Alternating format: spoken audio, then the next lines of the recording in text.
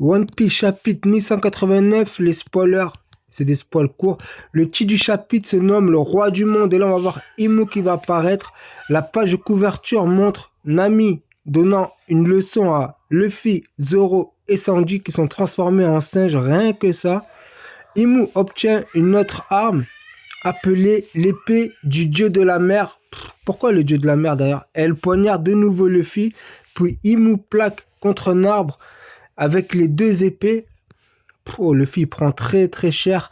Usopp ressent que quelque chose de grave est arrivé à Luffy. Usopp va débarquer pour déboîter Imu. La glace qui recouvre Gonko est en train de fondre, mais elle n'a pas toujours repris connaissance. Donc Gonko est toujours dans les vapes. Loki se souvient d'une conversation avec Shanks le jour de la mort de Harald.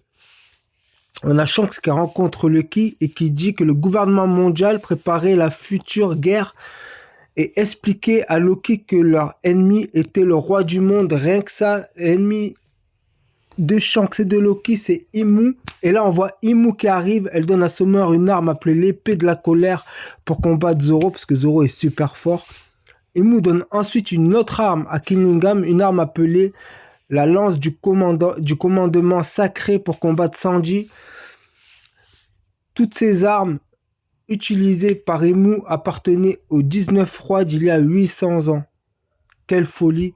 Le chapitre se termine alors qu'Imu s'apprête à tuer Luffy avec la hache de Xig-chan, mais Gaban apparaît et bloque son attaque. Et la semaine prochaine, il n'y a pas de chapitre, c'est une pause. Semaine prochaine, 0 chapitre. Mais quel magnifique, c'est magnifique, magnifique. Donc là, c'est la folie.